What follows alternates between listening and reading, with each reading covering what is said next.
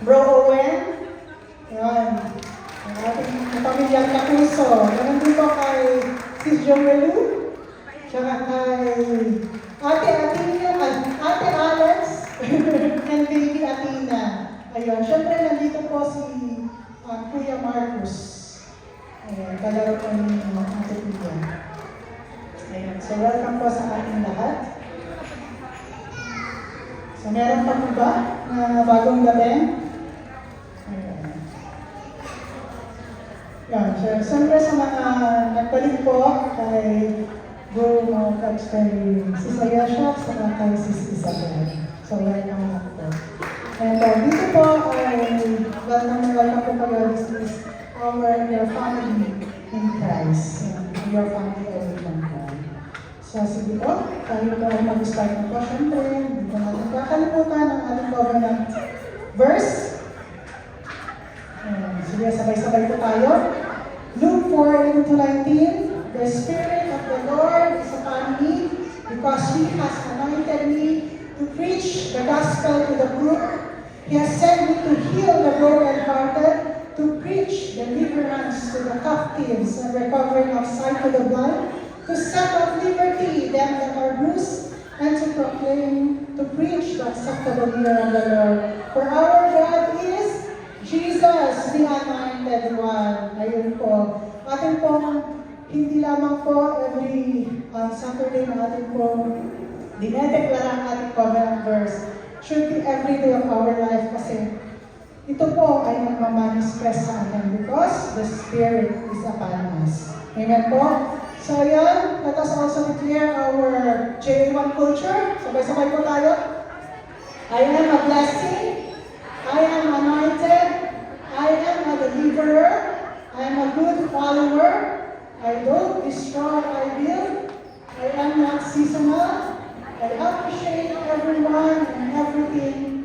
And scientifically, I am partnership with Christ and I am not extreme. Hallelujah. Ayun po.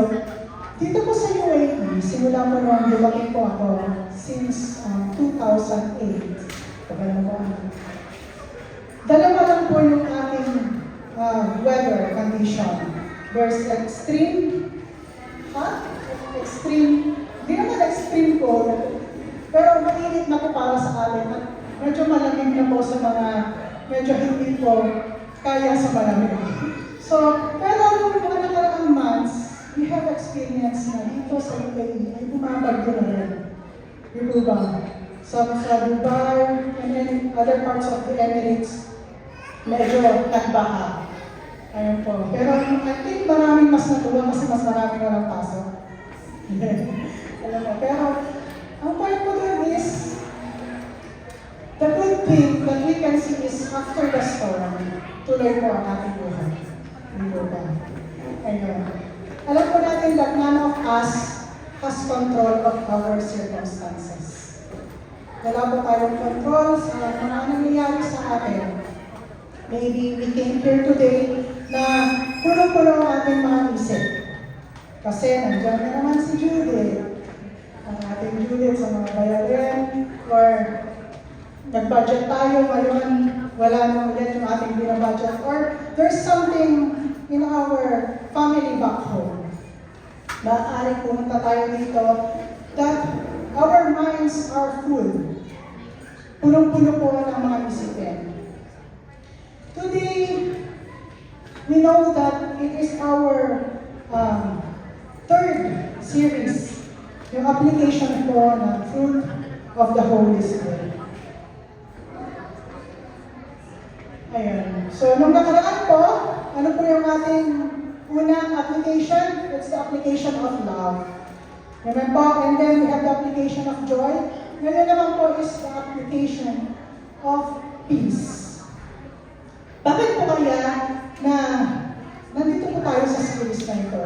Lagi po natin inuulit na because sometimes we forgot na sa kabuluhan ng ating isip, there is peace. Amen po? Kaya hindi nilalaman sa atin ngayong araw na ito, the fruit of the Holy Spirit, which is peace. Kaya po, ang series ko ito ay pinamagatan ko po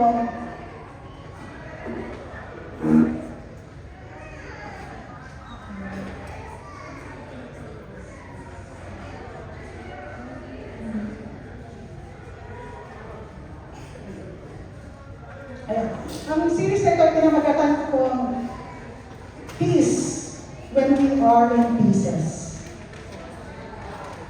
Ayan. Kasi our mind are sometimes in pieces. Kasi alam po natin na we are having all these thoughts na talaga namang divided ang ating isip. We are also, ayan, peace when we are in pieces. So, and we are also having the pieces of our hearts na scattered. Kasi, sabi nga, we will always feel that there is something in our hearts, maybe pain, maybe loss. And, lalo-lalo na po, the pieces of our life. So, we have to be remembered today, nire-remind po tayo ng Holy Spirit that there is peace even when we are in pieces. Amen po. Ang ating scripture is found in John chapter 14 verse 27. Sabi po dito, I am leaving you with a gift. Peace of mind and heart. And the peace I give you is a gift the world cannot give. So don't be troubled or afraid. Sige po, tayo po ay manalangin. Hallelujah, hallelujah, Abba Father. In the name of Jesus, and with the Holy Spirit, Lord, we are coming before you, empty-handed, Panginoon.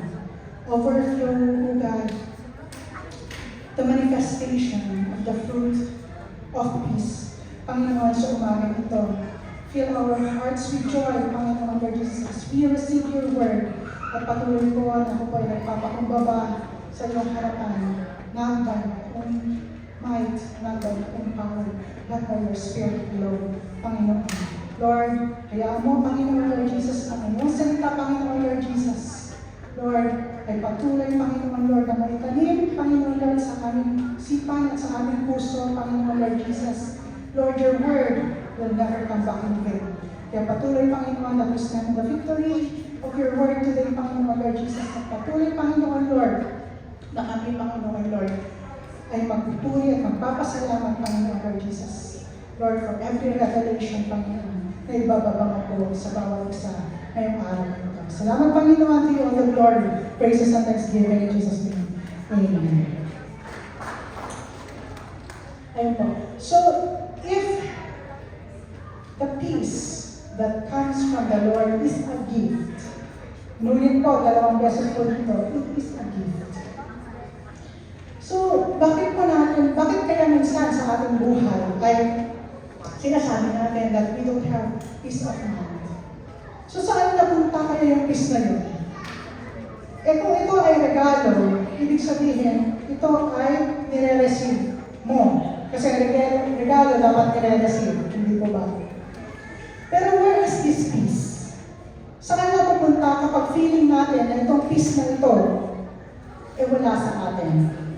Maaari kayang na-misplace natin ito? So ano ba itong peace na pinag-uusapan natin?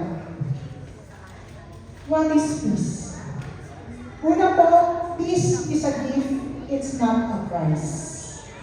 Kahit ano pong gawin natin, even we strive hard para po makuha itong peace na ito,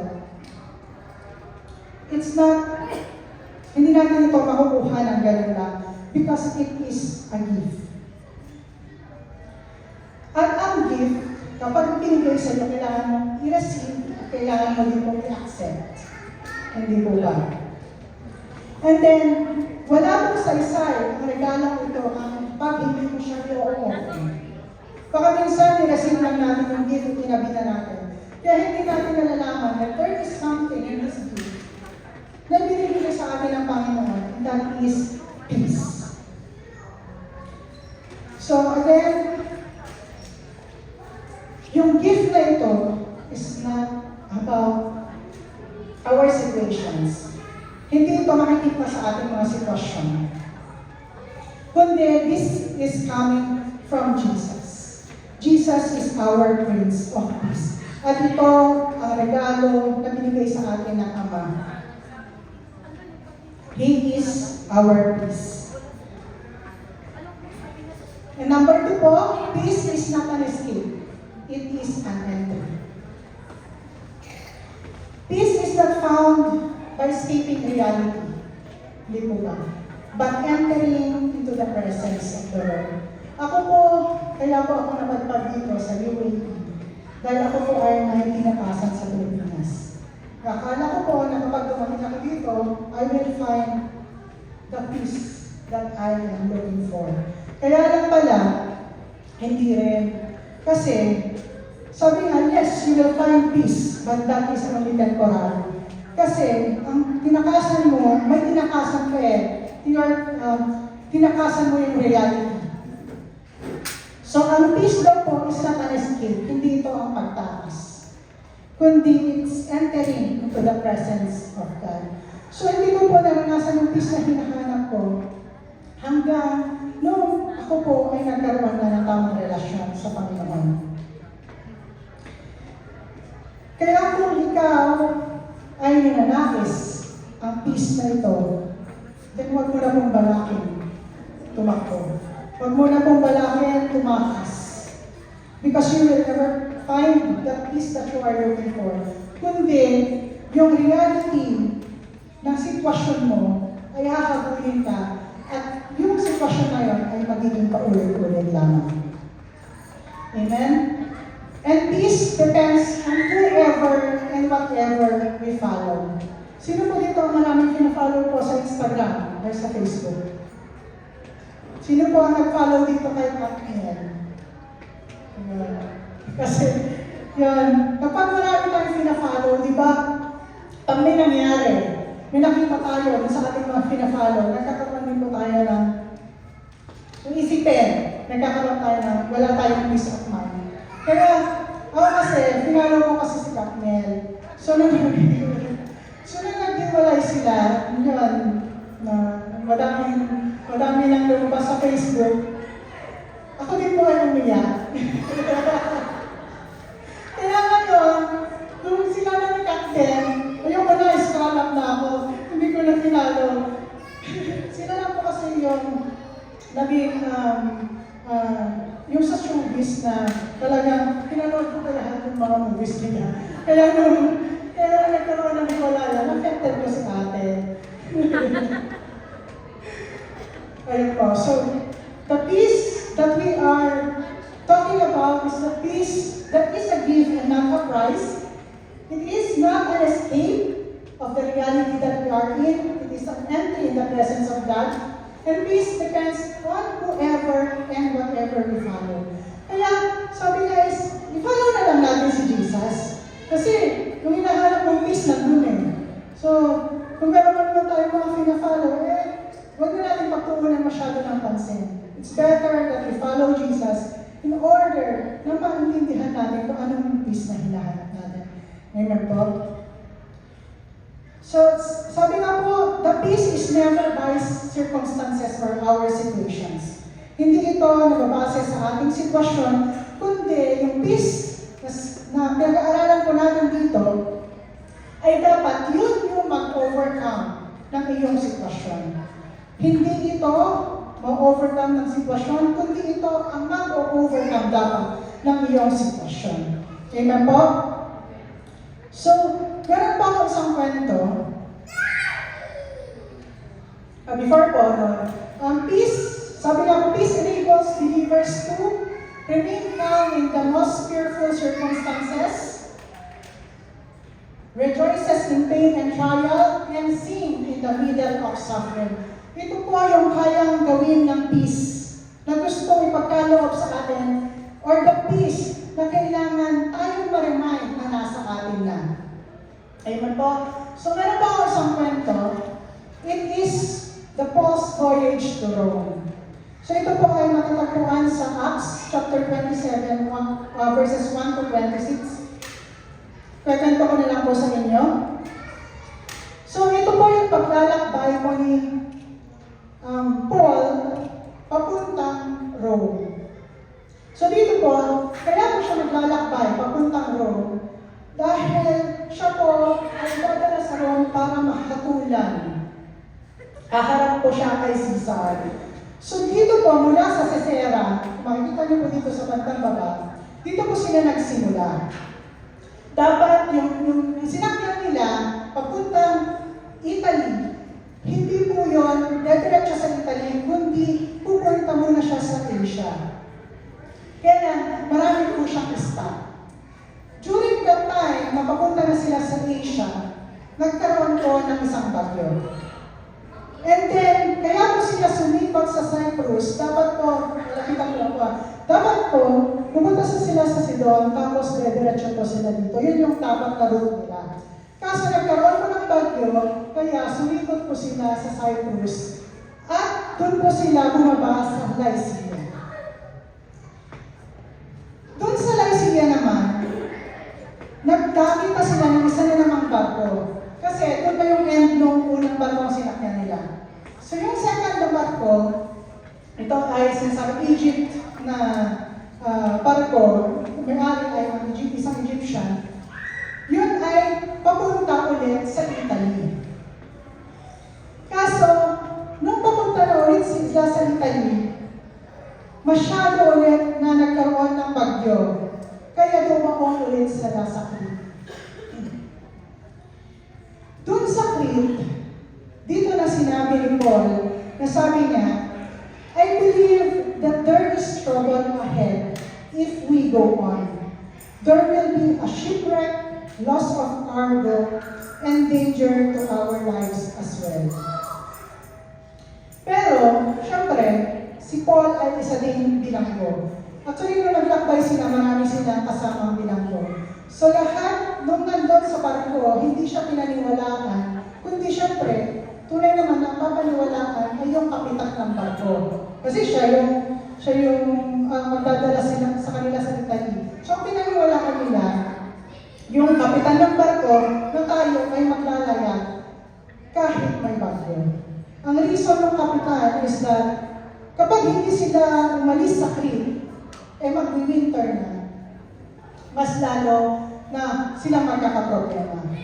Kaya, ang nangyari, kahit may bagyo, naglayag sila.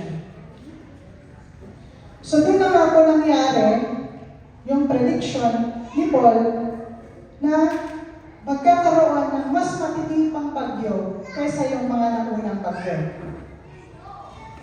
Kahit saan mapalaot, o kung mag-stay man sila sa Crete, there is still danger.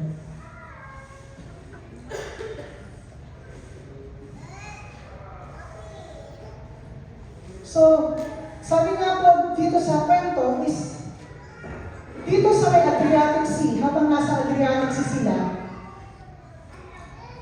nag-stop sila dun sa kalagitnaan kasi talagang yung bagyo talagang halos masira na yung barko. So that time, it was too dark. Wala silang makitang sun, wala silang makitang moon, wala silang makitang stars. So ibig sabihin, yung course nila, kung saan sila papunta, hindi din nila makita. So doon na, nangyari na, bakit kaya si Paul, although nangyayari ang lahat ng yun, then calm siya.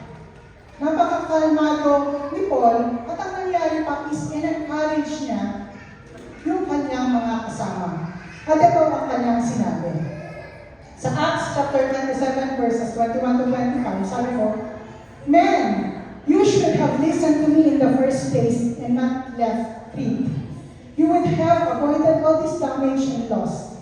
Sabi niya, but take courage. None of you will lose your lives even though the ship will go down. Saan kaya nang gagaling yung sinasabi ni Paul? Ayun, nasisira na yung barko. Halos sabihin mo na nandun ka na sa lugar na talagang it's impossible to be alive. Pero sabi niya, take courage. Ito pa yung sumunod. For last night, an angel of God, to whom I belong and whom I serve, stood beside me and he said, "Don't be afraid, Paul, for you will surely stand trial before Caesar. What's more, God in His goodness has granted safety to everyone sailing with you." Kaya doon kinuha ni Paul yung kanyang confidence. Na kahit pa masira yung barko, ma-shipwreck sila, ni isa sa kanila ay walang mamamatay. Kasi pangako ng Diyos na makakarating siya before Caesar. Kung ikaw si Paul, mas gugustuhin mo na lang ba mamatay sa shipwreck? Kasi pagdating nila sa Roma, kapag nakatulang siya, mamamatay din siya. So both ways, either way, kahit saan siya magtungo, kahit saan siya mag-stay, buhay niya is in danger. Pero si Paul, he stand on the promise of God. Kasi alam niya, bakit sinasabi ng Lord sa kanya that you will stand trial before Caesar. Alam niya na may gagawin ng Lord for His glory doon sa Rome. Kaya nga, sabi pa niya na walang ni isa sa inyo ang mamamatay. So grabe lang po ang Lord, ano? Paul has different stand sa pagpunta o sa confidence na meron siya sa Lord. Kasi alam niya, alam natin lahat na in Romans 8:28, na kahit ano pa yan, the Lord will do everything, diba, for the good of those who love Him and those who are called according to His purpose. Kasi Paul, alam niya ang purpose niya. Si Paul, alam niya na siya tinawag ng Lord for His purpose. Kaya alam niya na ang Lord din ang magsasave sa kanya. So sabi nga niya sa kanyang mga kasama, so take courage, for I believe God. It will be just as He said, but we will be shipwrecked on an island. Hindi naman pinangako ni Paul na, okay, sige, tayo makakarating doon na walang mangyayari sa atin. But He still said, we will be shipwrecked, pero may isa sa inyo, wala magbubuwis ng buhay. Sabi nga po, is the peace the absence of trouble or the presence of God? Hindi po. Because not in the absence of storm, but peace in the middle of the storm. Pero sometimes, sabi ko nga po kanina, peace is overcrowded by what we see, what we hear, and what we experience. Pero sabi nga, remember, perfect peace does not come around us, but it is already within us. Pag naniniwala ka po na the Holy Spirit is within you, that peace is already with you. Amen po? So how can we apply this peace? Yun po ang pinaka-importante na malaman natin ngayong umagang ito. How could we apply that peace? Kasi, sabi nga, alam mo na nasa sayo na ang peace. Pero kung hindi mo naman alam kung paano ito i-apply sa buhay mo, then it's nothing. So how can we apply peace? Una po, put our trust in God at all times. Ano po ang sabi ni Pastor Anika ng kanyang last preaching? Trust the Lord. Hindi po ba? Put your trust in God. Kaya kung tayo man po, bawat isa sa atin ngayon, if we are having that, wala po tayong peace of mind because of the things around us, or because there's something happening in your family, or even to yourself, or even to your work. Sabi nga po, hang in there. Kagaya ni Paul, God will put you where He would like you to go, or kung saan man kanya ilalagay. Sabi nga ni Rabgio, akala natin tayo ay nakalibing, pero tayo ay nakatanim. You may be in a place right now, kagaya po ni Paul na nung nandun sila sa shipwreck na wala silang makita kung dito total darkness. Kung tayo man ngayon ay nasa ganong sitwasyon, remember po, the storm, hindi po kayo kaya pabagsak niya. The problems or the trials you have in life cannot destroy you. If you know the God that you have is the one who are sustaining you. Amen po. Alam mo natin alam pag nasa sayo po kasi yung peace. Alam mo na kahit saan ka man, kahit ano man ang nangyayari sa'yo. If you know that the God who is with you is the one who is sustaining you. Siya po ang sumasama sa'yo.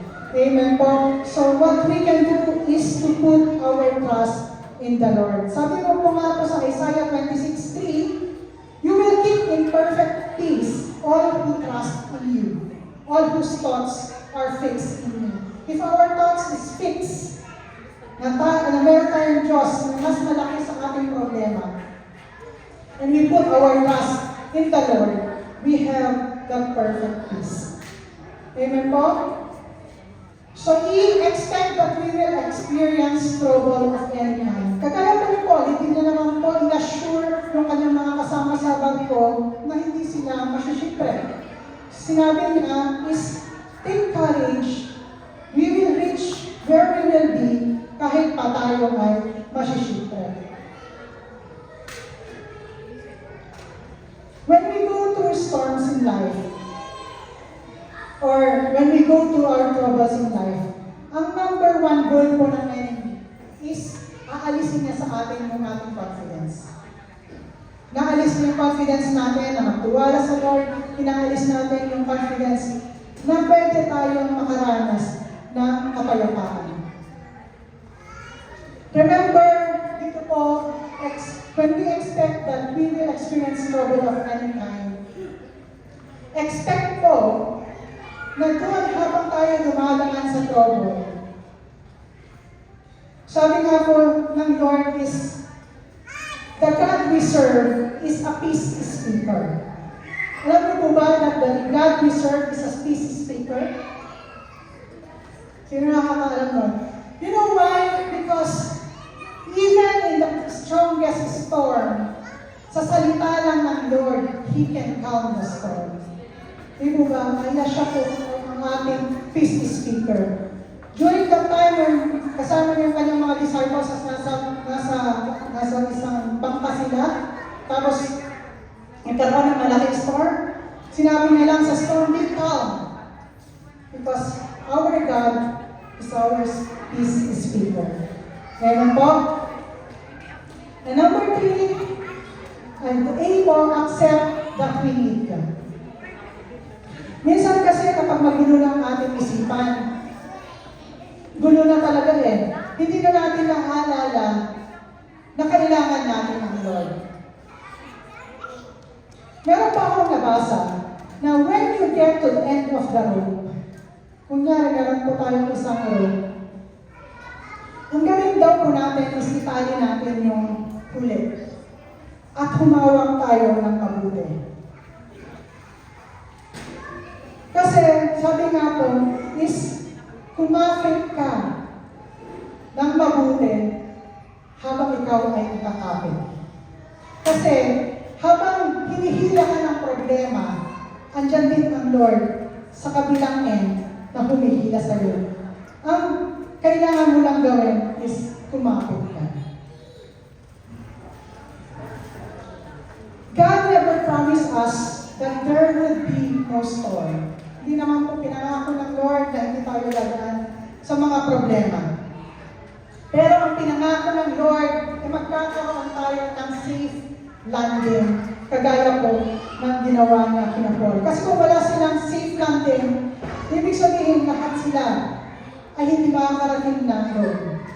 Na kahit isa sa kanila ay hindi magubuwis ng buhay.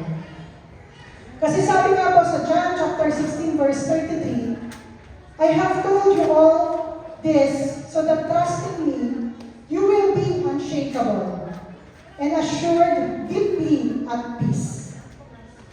In this godless world, you will continue to experience difficulties, but take heart, I have conquered the world.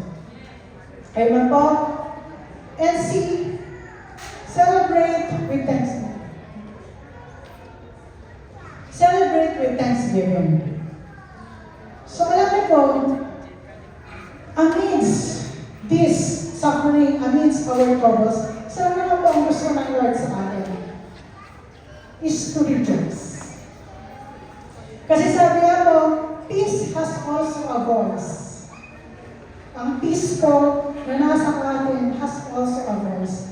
And that voice is called praise.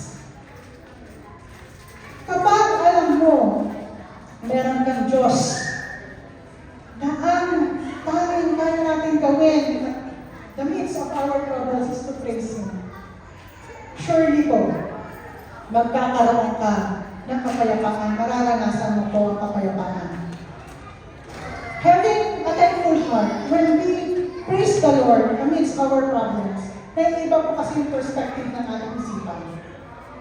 Instead na tinitingnan mo yung malaking problema mo na nasa harapan, tinitingnan mo kung gaano kalaki yung Diyos na meron ka, instead dun sa problema na meron ka. Sabi nga po sa 1 Thessalonians chapter 5, verse 18, give thanks to the Lord in all circumstances, dahil ito ang gusto ng Panginoon sa bawat isa sa atin.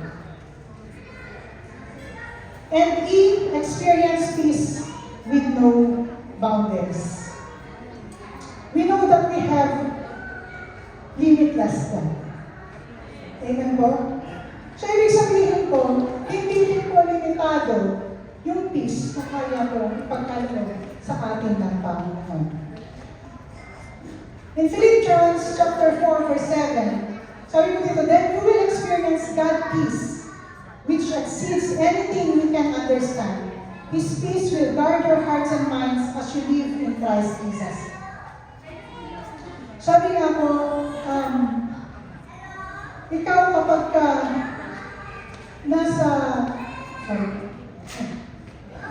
kapag ikaw ay nasa trouble or nasa problema, pag dumadaan ka ng problema, hindi mo natin maniwasan ko na umiyak, hindi mo lang.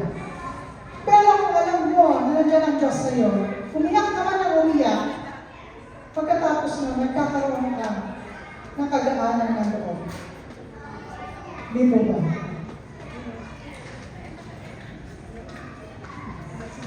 Habang ikaw ay nakaangkla sa Diyos, wala pong dahilan para hindi po natin maranasan ang patuloy na kapayapaan. Dahil po alam po natin from the very beginning, this is a gift from the Lord. Kaya po, how can we apply this peace? Una po, put our trust in God at all times. Siyempre, expect natin that we will experience trouble of any kind. And then, i-acceptin po natin that we need God and we need to celebrate. Kahit tayo ay dumadaan tayo sa problema, we need to celebrate with thanksgiving. And so that we can experience peace with no boundaries. Ako po ay nasa conclusion. So dito po, if you can see, there is two meaning. No peace and no peace.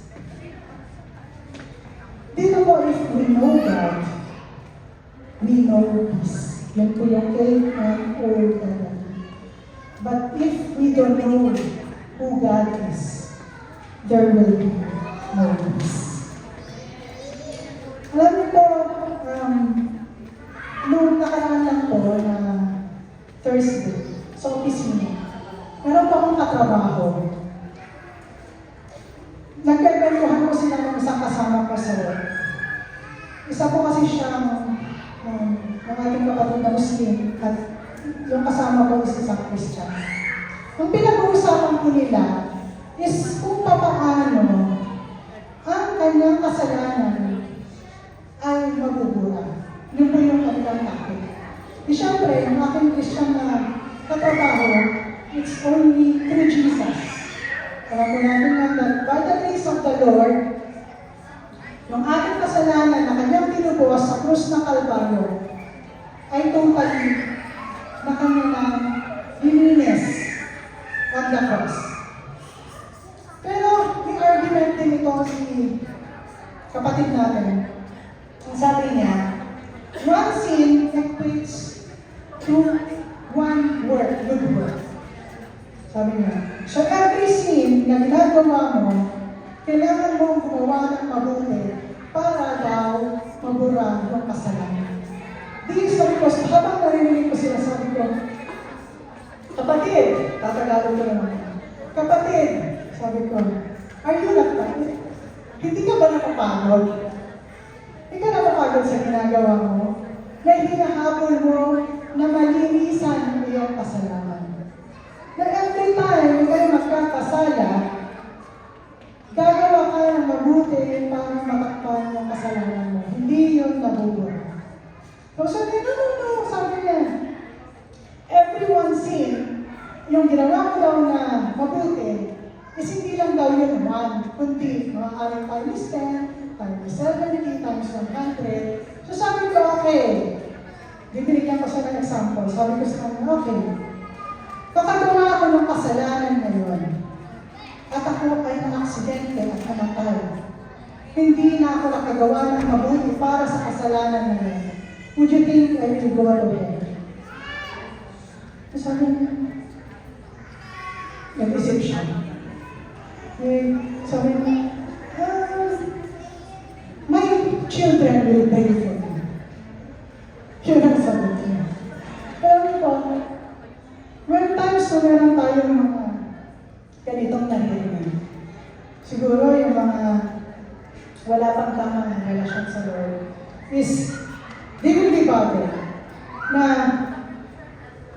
pwede naman pala na yung kasalanan mo is pwede mo lang gumawa ka ng mabuti, matatanggalan yung kasalanan mo. Pero praise God, dahil tayo na may tamang relasyon sa Lord, inaiintindihan po natin na the only way is through Jesus Christ. Kaya tayo ngayon ay may peace. Because we know Jesus, we know peace. Paano ka magkakaroon ng peace kung ang hinahabol mo araw-araw ay paglinis sa iyong kasalanan? Paano ka magkakaroon ng peace kung wala ka nang ginawa, kundi ang iniisip mo is yung kasalanan mong nagawa? Diba? Kaya, sabi ko nga sa kanya, do you know how many times na nakakagawa tayo ng kasalanan in a day? And how many times can we do good works? Sa palagay mo, kapatid, sabi ko, you will have peace. So yun, malis ko siya sa aming room na di ko alam kung siya yung nag-isip, kung siya ay napapag-isip sa aming mga sinabi. Pero habang sinasabi niya, I was already interceding for him.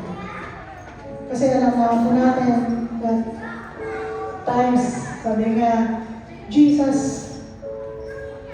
is the only way.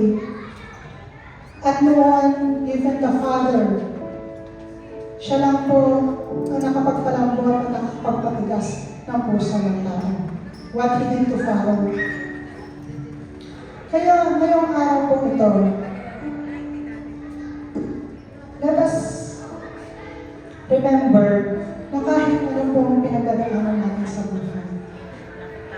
Maybe napapagod na tayo sa sobrang daming bayarin. Napapagod tayo sa sobrang daming trabaho sa ating work na halos kulang ang oras. Maybe napapagod tayo for the cycle na meron tayo sa ating buhay. Remember that Jesus wants na maranasan natin yung peace. The limitless peace na kaya niyang ibigay sa bawat isa sa atin.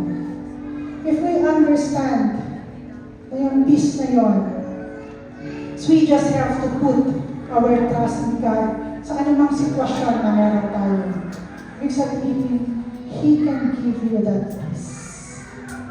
He can, gusto niya kasi maranasan mo na amidst all this, pwede pala tayo makaranas ng kapahingahan. So may I invite you all to stand.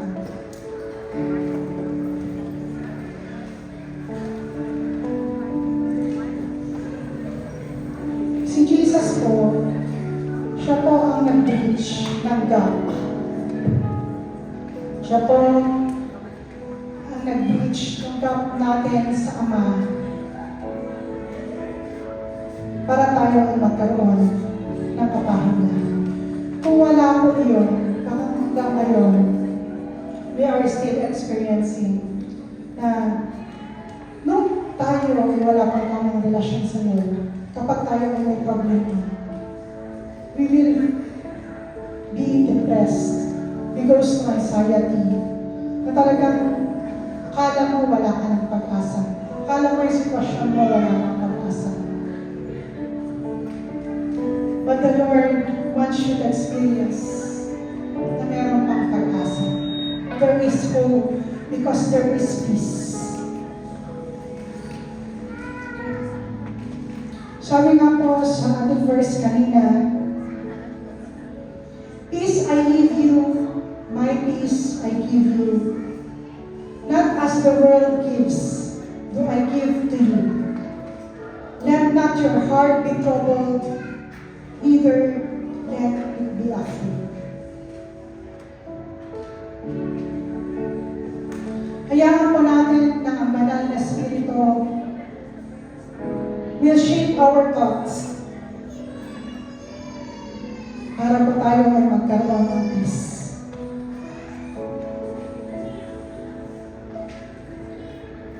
Shaping our thoughts is yung tayo po ay nag-isip ng positibo instead of negative.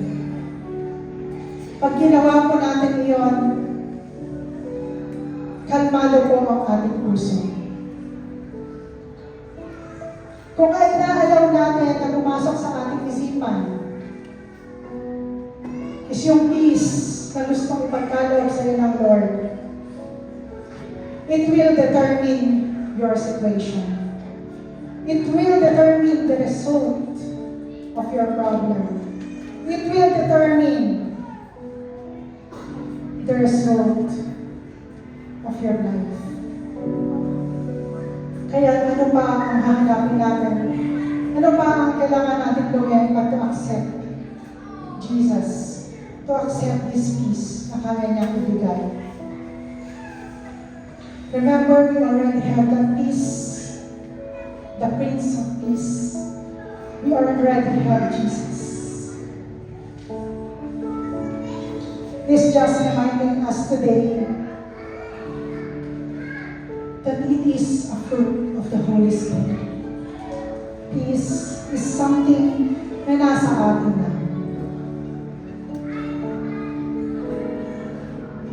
Huwag po natin ilimit ang ating mga sarili. If we say we are God's children, we have this peace in us. We know that this is true because Jesus promised that this peace will make all the difference. Sige po, ating pong katahin yung kinanta natin po kanina.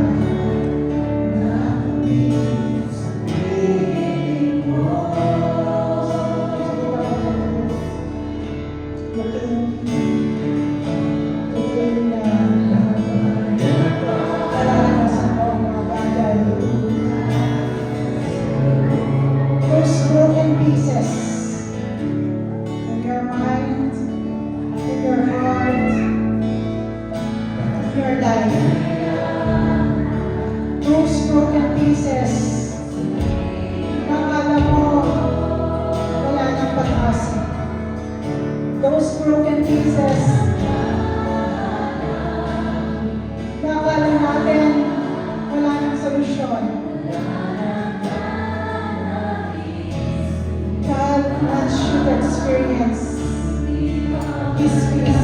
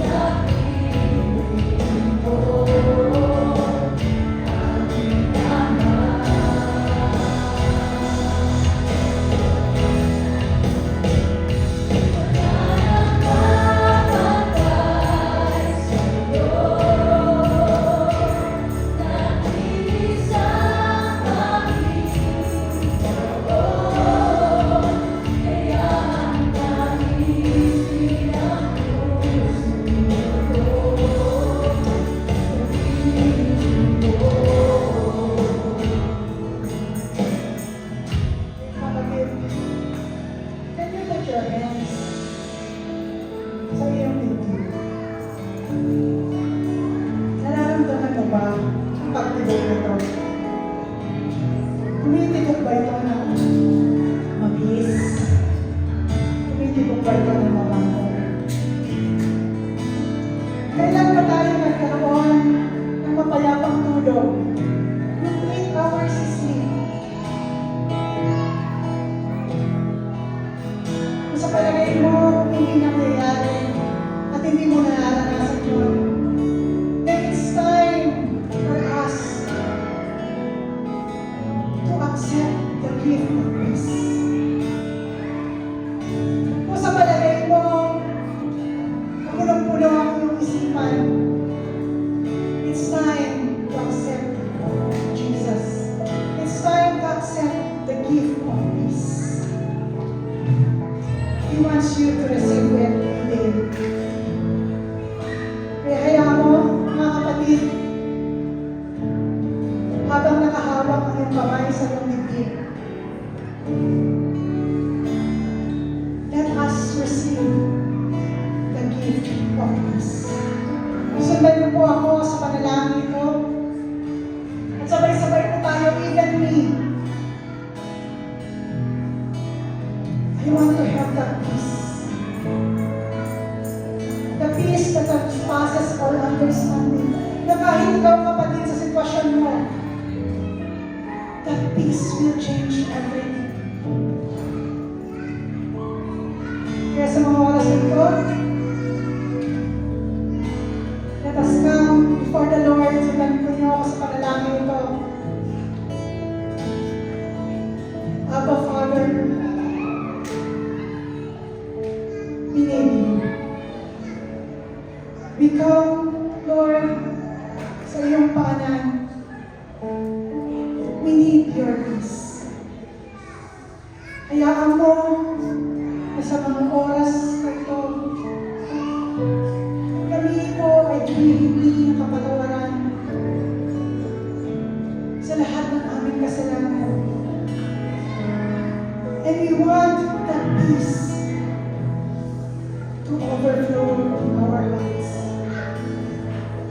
As we accept Jesus as our Lord, our Savior, our Prince of Peace. Salamat, Panginoon. Let me pray for you. Hallelujah, hallelujah, hallelujah. Lord, there is overwhelming peace. There is overflowing peace right now, Panginoon, Lord, sa lugaran nito, Panginoon, Lord Jesus, as we experience, Panginoon, Lord Jesus, the peace na nanggaling mo sa iyo. Hayaan mo, Panginoon, Lord Jesus, na right now, Panginoon, as we open our spiritual eyes, our spiritual ears, and even our hearts, Panginoon, Lord, na ikaw ang Diyos na nag-bridge ng gap, bumaba dito sa lupa to give us that peace. Lord, na hindi na kami, Panginoon, hahantong pa sa impyerno. You have given us that peace, Panginoon, Lord, na by the end of our life, ikaw ang makakasama namin.